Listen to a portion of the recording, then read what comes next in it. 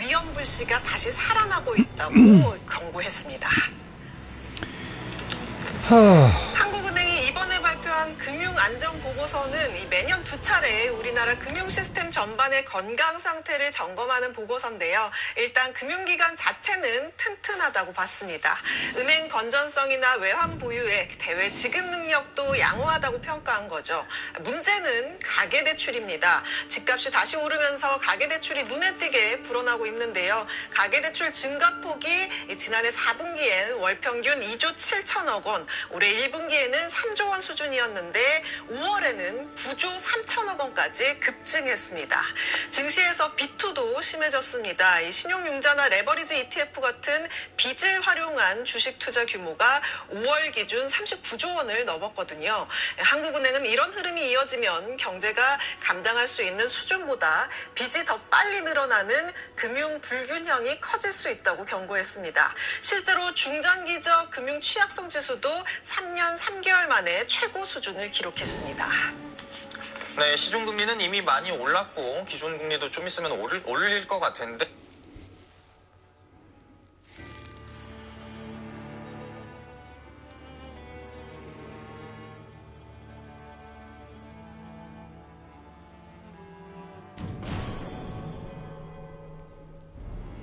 Network has had more than 100 million streams. That is so many people being touched by the wisdom of Jack Kornfield, Ram Dass, Alan Watts, and all of our other beautiful teachers. And if all of you wisdom seekers could donate just $5 this month, we could accomplish our goal of keeping these teachings accessible. And until the end of June, your donation will be matched. So $5 will turn into $10. And $10 from everyone who sees this could get us to our birthday goal. So for Be Here Now Network's 10th anniversary, please consider donating even just $5. Thank you. Donate today at BeHereNowNetwork.com/10 years. 10YEARS.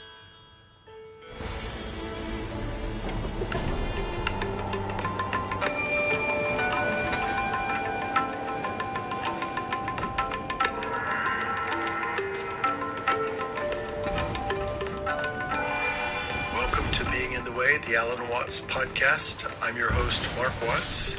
Today we're going to be listening to some unique recordings drawn from the Alan Watts archives. Today's selection was drawn from The Nature of Consciousness, a seminar that he gave at the Esalen Institute, and this is the second session from that seminar. From the late 60s, this is Alan Watts in The Nature of Consciousness.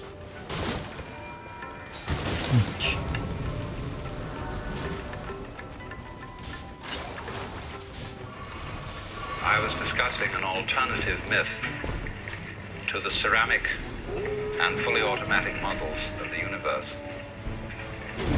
I'll call it dramatic myth.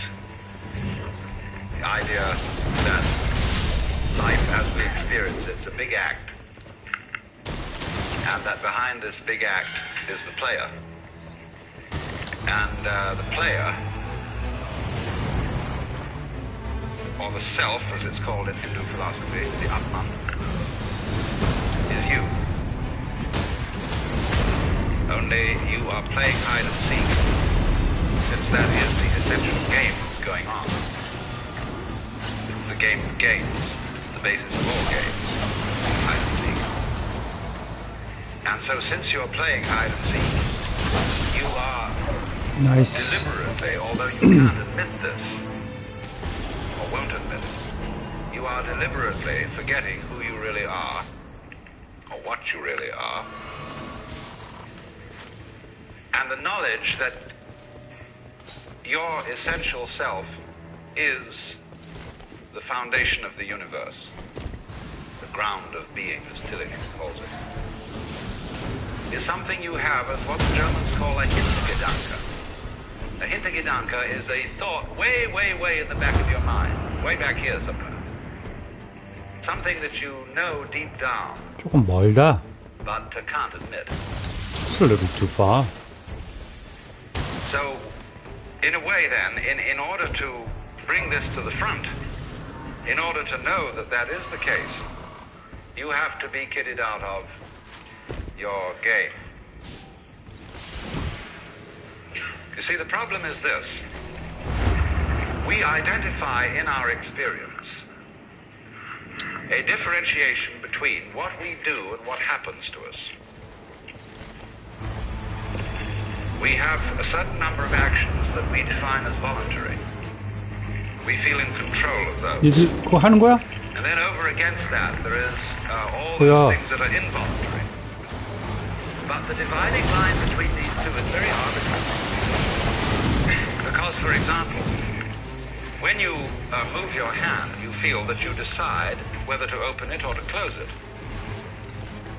But then ask yourself, how do you decide? When you decide to open your hand, do you first decide to decide? You don't, do you? You just decide, and how do you do that? And if you don't know how you do it, is it voluntary or involuntary? Let's consider breathing. You can feel that you breathe deliberately. You can control your breath. But when you don't think about it, it goes on. Is it voluntary or involuntary? And so we come to have a very 나 생각엔 arbitrary 그냥 갔으면 definition of 좋겠는데. self. That much of my activity which I feel I do. And that then doesn't include breathing most of the time. It doesn't include the heartbeats. It doesn't include the activity of the glands. It doesn't include digestion. It doesn't include how you shape your bones, circulate your blood. Do you or do you not do these things? Now, if you get with yourself and you find out that you are all of yourself, a very strange thing happens. You find that your body knows that you're one with the universe. In other words, that the so-called involuntary circulation of your blood is one continuous process of the stars shining. If you find out that it's you who circulates your blood, you will at the same moment find out that you are shining the sun. Because your physical organism is one continuous process with everything else that's going on. Just as the waves are continuous with the ocean, your body is 아저씨. continuous with the total energy system of the cosmos. It's all you. Only you're playing the game that you're only this bit of. As I tried to explain, there are in physical reality no such things as separate events. So then, remember also when I tried to work towards the definition of omnipotence. Omnipotence is not knowing how everything is done. It's just doing it. You don't have to translate it into language. Look, supposing when you got up in the morning, you had to switch your brain on. And you had to think and do as a deliberate process, waking up all the circuits that you need for active life during the day. Why, you'd never get done. Because you have to do all those things at once. How can a centipede control 100 legs at once? Because it doesn't think about it. And so in the same way, you are unconsciously performing all the various activities of your organism. Only unconsciously isn't a good word, because it sounds sort of dead. Superconsciously would be better. Give it a plus rather than a minus. Because what consciousness is simply a sort of specialized form of awareness. When you look around the room, you are conscious of as much as you can notice. And you see an enormous number of things which you don't notice. If, for example, I look at a girl here and somebody asks me later, what was she wearing? I may not know, although I've seen it, because I didn't attend. But I was aware. See? And perhaps if I could, under hypnosis, be asked this question, where I would get my conscious attention out of the way through being in the hypnotic state, I could recall what dress she was wearing. So then, 그걸 네가 해야지. 나한테 just 주면 in 안 the 되지. same way as you don't focus your attention on how you make your thyroid gland function. So in the same way, you don't have any attention focused on how you shine the sun. Interesting, guys. So then, let me connect this with the problem of birth and death, which puzzles people enormously, of course. Because in order to understand what the self is, you have to remember that it doesn't need to remember anything. Just like you don't need to know how you work your thyroid gland. So then, when you die, you're not going to have to put up with everlasting non-existence, because that's not an experience. A lot of people are afraid that when they die, they're going to be locked up in a dark room forever. And sort of undergo that. But one of the most interesting things in the world, this is a yoga, this is a way of realization. Try and imagine what it will be like to go to sleep and never wake up. Think about that. Children think about it. It's one of the great wonders of life. What will it be like to go to sleep and never wake up? And if you think long enough about that, something will happen. You will find out, among other things, that it'll pose the next question to you. What was it like to wake up after having never gone to sleep? That was when you were born. You see, you can't have an experience of nothing. Nature abhors a vacuum.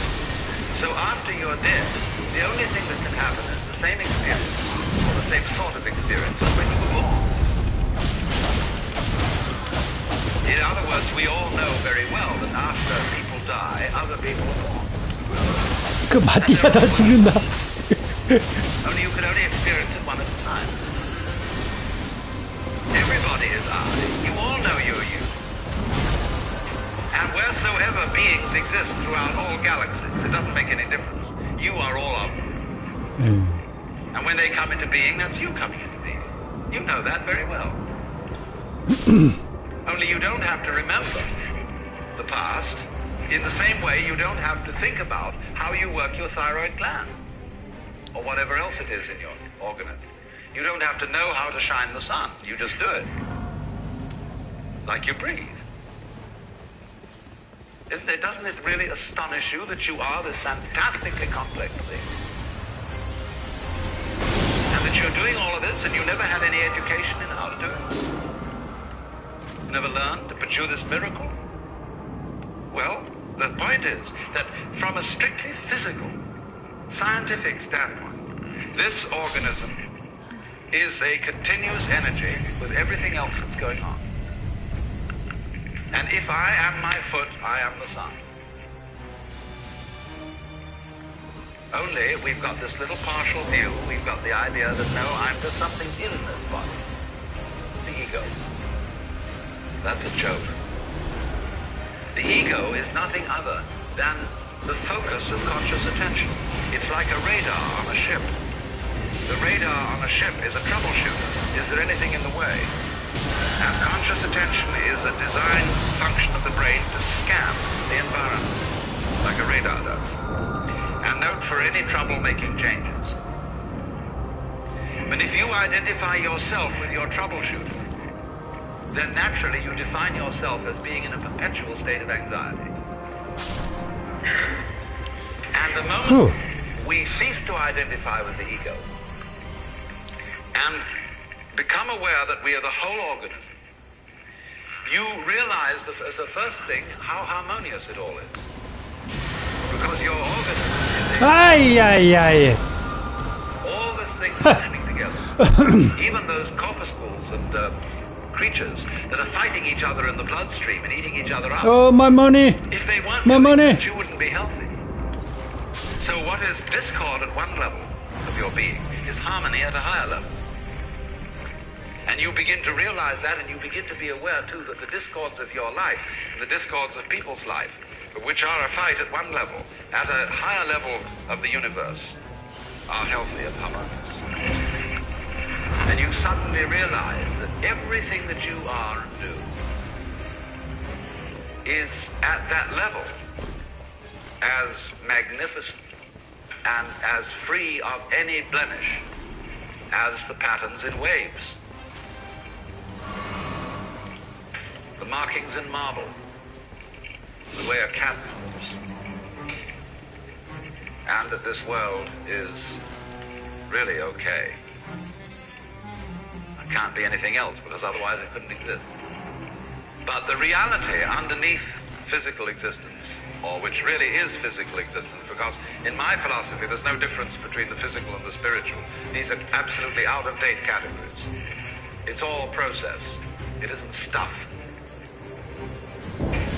on the one hand and form on the other. It is pattern. Life is pattern. It is a dance of energy. So I will never invoke spooky knowledge. That is to say that I've had a private revelation, or that I have sensory vibrations going on a plane that you don't have. Everything is standing right out in the open. It's just a question of how you look at it.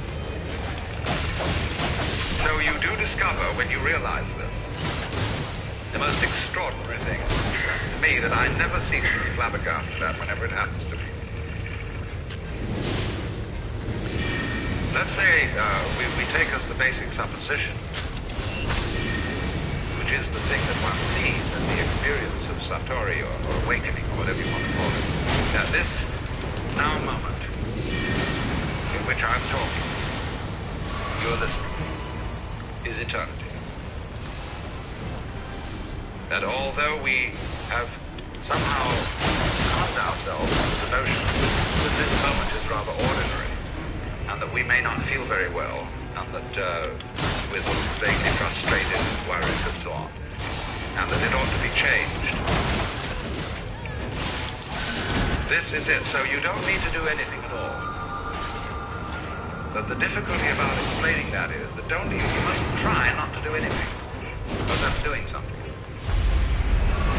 Now, how to explain that? Because there's nothing to explain. It is the way it is now. And if you understand that, it will automatically wake you up. That's why Zen teachers use shock treatment to sometimes while they hit people or shout at them or create a sudden surprise. Because it is that jolt that suddenly brings you here. See, there's no road to here, but you're already there. And if you ask me, how am I going to get here? It'll be like the famous story of the American tourist in England who asked some yokel the way to Upper Tutman, a little village. The yokel scratched his head and he said, "Well, sir, I do know where it is, but if I were you, I wouldn't start from here."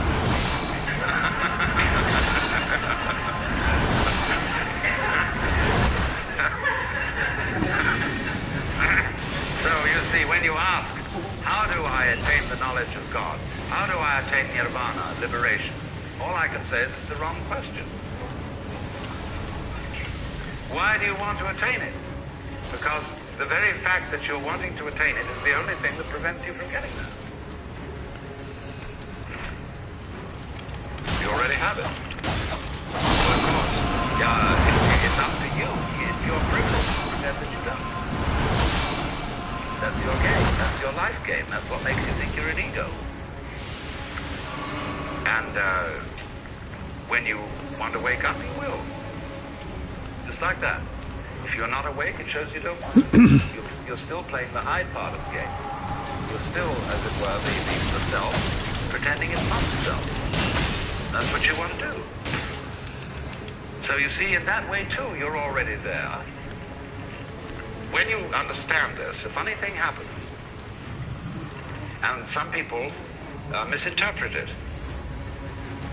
You will discover, as this happens, that the distinction between voluntary and involuntary behavior disappears. You will realize that what you describe as things under your own will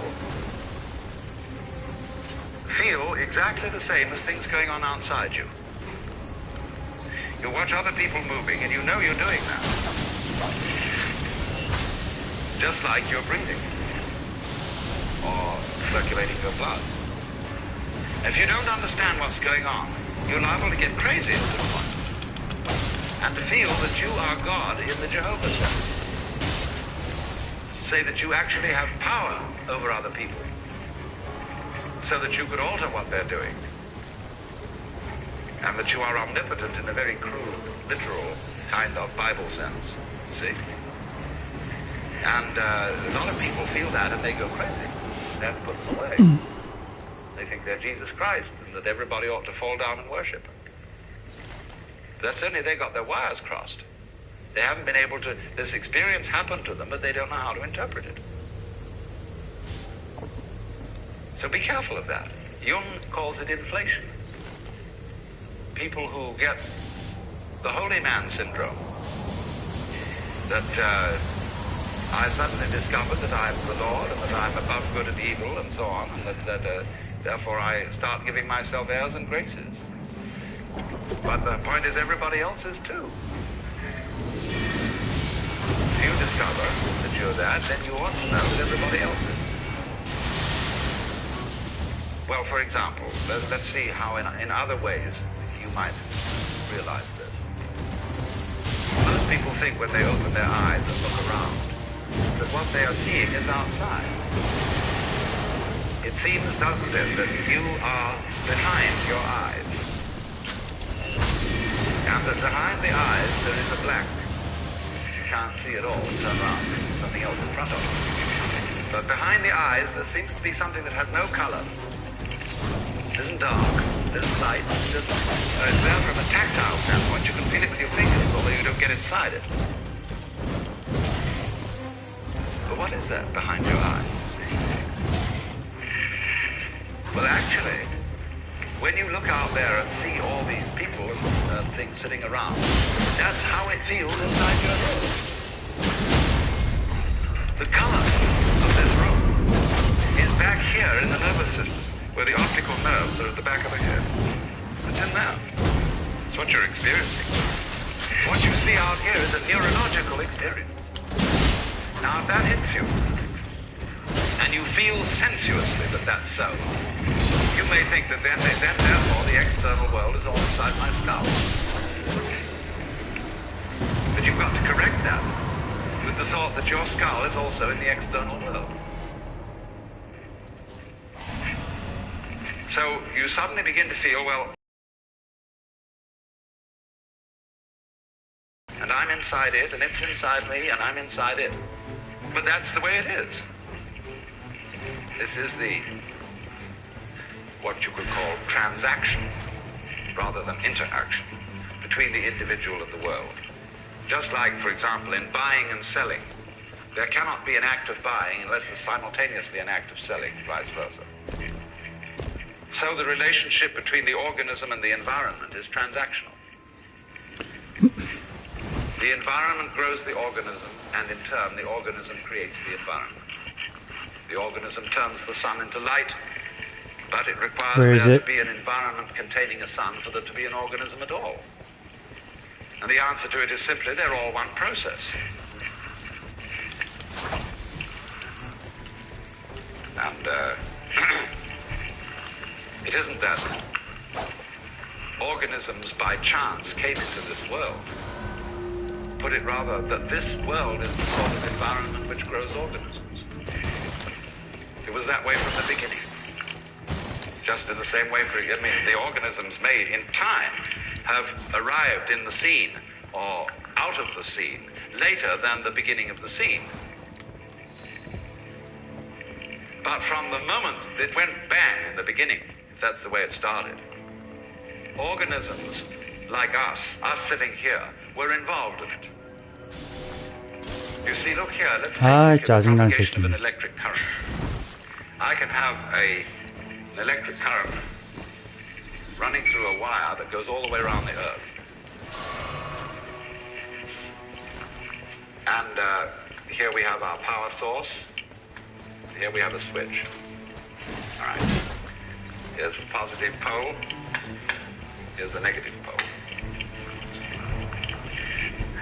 Now, Nah. before that switch closes, the current doesn't exactly behave like water in a pipe. There isn't current here waiting to jump the gap as soon as the switch is closed. The current doesn't even start until the switch is closed from the positive pole. It never starts unless the point of arrival is there.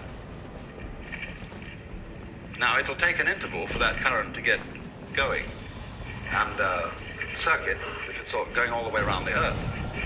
It's a long run. But the finishing point has to be closed before it will even start from the beginning. In a similar way, although in the development of any physical system, there may be billions of years between the creation of the most primitive form of energy and then the arrival of intelligent life. That billions of years is just the same thing as the trip of the current around the wire. It takes a bit of time. But it's already implied. It takes time for an acorn to turn into an oak. But the oak is already implied in the acorn. So in any lump of rock floating about in space, there is implicit human intelligence. Sometime, somehow, somewhere. They all go together. So don't differentiate yourself and stand off against this and say, I am a living organism in a world made of a lot of dead junk, rocks and stuff. It all goes together. Those rocks are just as much you as your fingernails. You need rocks. What are you going to stand on? 아이, 병신 새끼. What I think, awakening really involves is a re-examination of our common sense. We've got all sorts of ideas built into us, which seem unquestioned, obvious. And our speech reflects them. The commonest phrases. Face the facts. As if they were outside. As if life was something you simply encountered as a foreigner. Face the facts.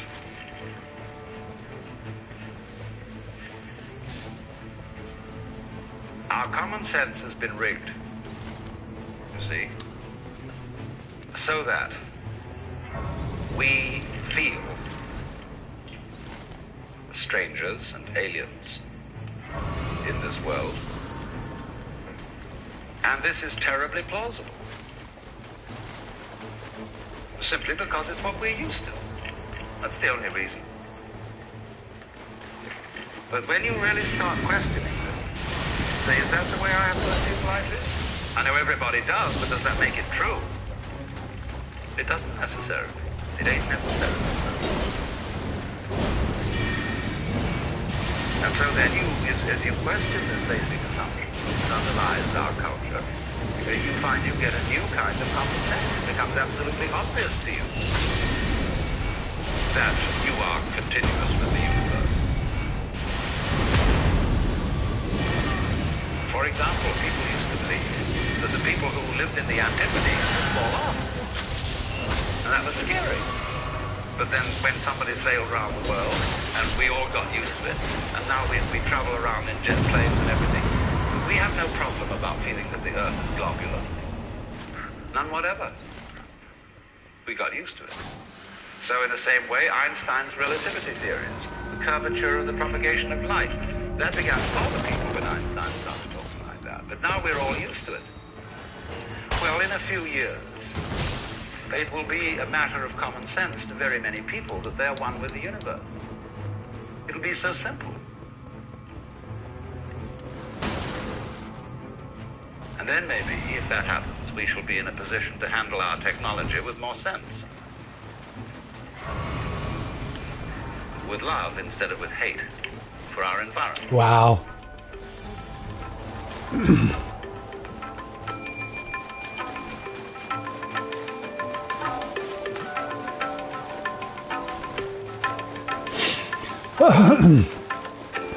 Today's podcast was produced in conjunction with the Be Here Now podcast network, and our music is from The Rhythm Experience by Zakir Hussain, courtesy of Moment Records. Today's selection was taken from The Nature of Consciousness. Thank you for joining us, and if you'd like more information about Alan Watts, please visit alanwatts.org.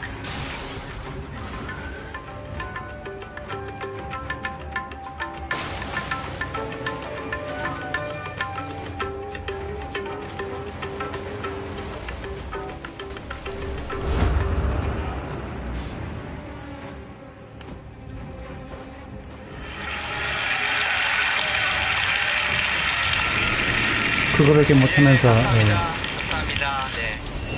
Siri stop. 최영진입니다.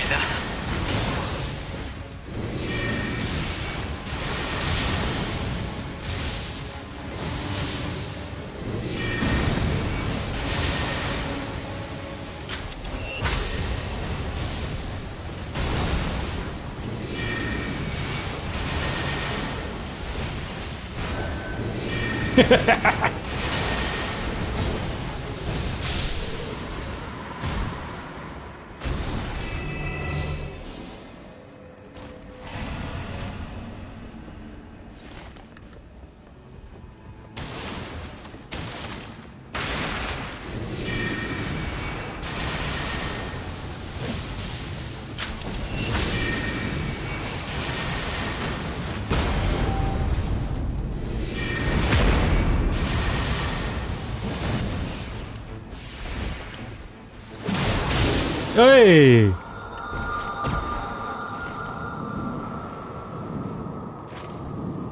약하다.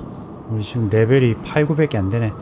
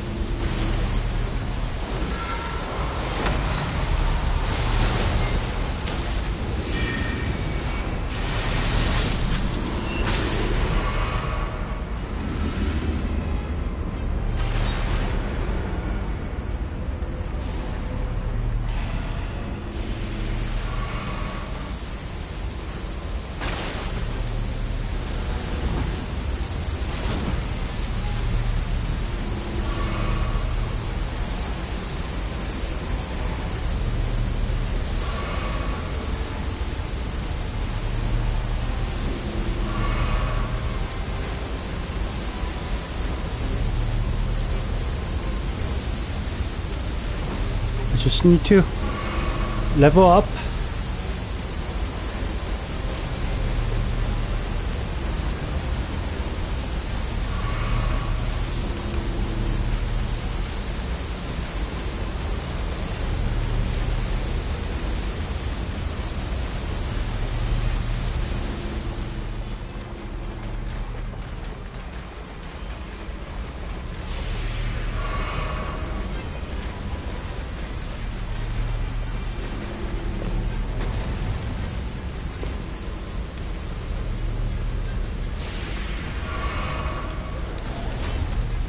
어이.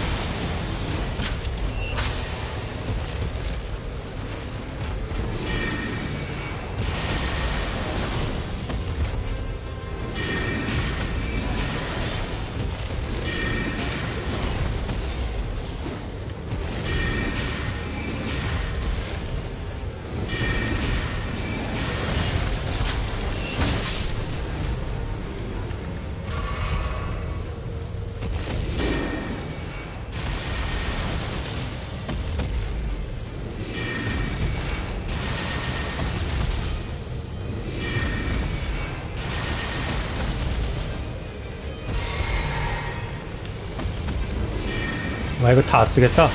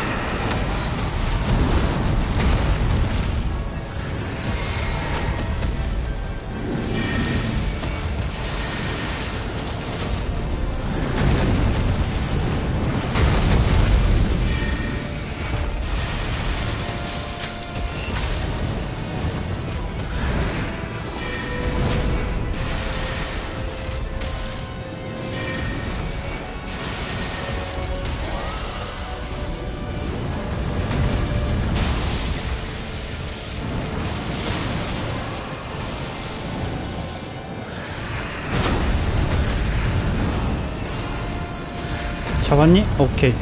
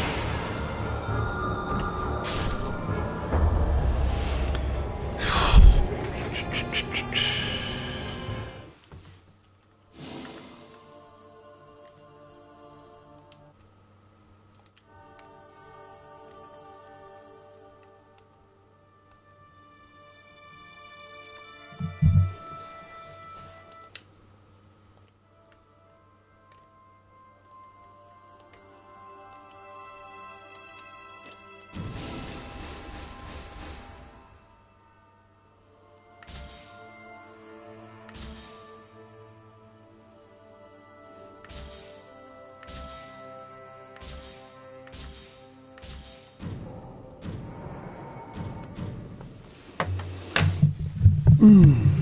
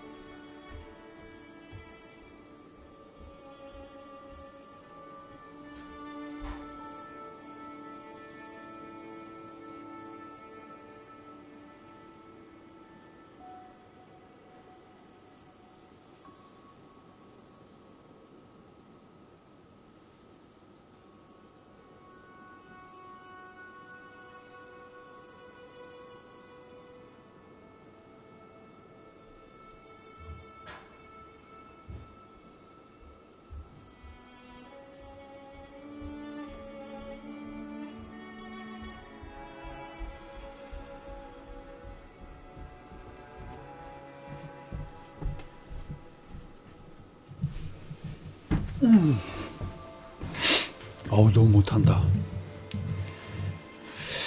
왜 이렇게 못하지? 아, 이 친구들 다 왜 이래?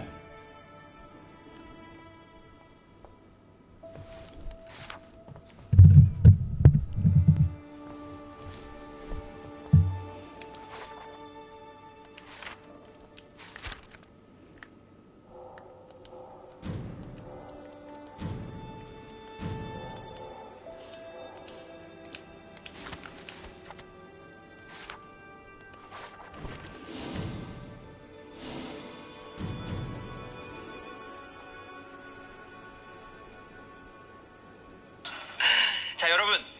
지금 뭐가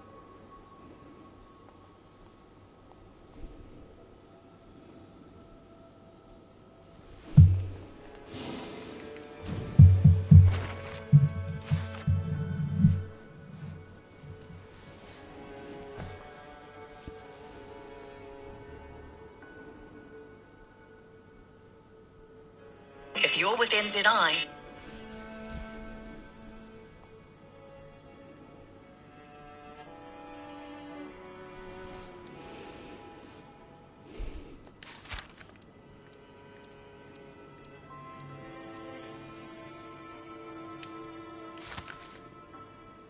You two are bad friends. Who are these two idiots? White dude and an Asian dude. You two are disgusting. Well, you two are something. We're bad friends. What's going on with you today? You feel like you're very Miyagi today. It's a Sunday. Teach us, Miyagi. I woke up and it's like, when you have 1 foot in the past and 1 foot in the future, you're pissing on today. I'm living in the moment. Are we gonna do a bunch of Chinese proverbs now? No, I'm not doing Chinese proverbs. I'm just saying that I saw a bumper sticker driving over here. Made me kind of mad. What did it say? It said, if you get near me, I drive slower. Oh. So I want a bumper sticker on my front window that says, well, then I'll crash into you. You just have to drive in front of them after you see it. Yeah. I went to the side just to see what they look like. What did they look like? It's an old white lady. Ew. Ooh, Karen, pass, stay hydrated. Look up how many babies born in 2026 named Karen. Like 9, probably. Yeah. I think that ruined the name Karen. Yeah. Adolf is ruined. No, that one's back. It's Adolf is back? Oh. What does it say? How many babies named Karen? Plummeted. The name plummeted. It plummeted. It fell out of the top 800. Pol Pot. Pol, yeah. Yeah, see a Pol Pot. Potsy. See a Potsy. Yeah, Pol Pot. It can't. Zero. Zero. There's no Baby. way. I created a name, Zero. What? How? Why? Because he was a bad guy. Give me a name. Trump. You can't beat Zero, dude. Yes, I can. That's a look. I mean, I'm champ right now. How many babies? I'm fucking name champ right now, dude. How many babies in Yeah. 2026? You can't make up a name that no one's ever had. Like Zazazar Hitler. No. Just say a name in the past. How many people in 2026 were named Genghis Khan? Genghis. No, you said Pol Pot. Genghis does not appear in the top 1,000 recorded by baby names. Yeah, but it's still not Zero. Yeah, but Pol would be a name that would be a baby, but you said Pol Pot. You said Genghis Khan.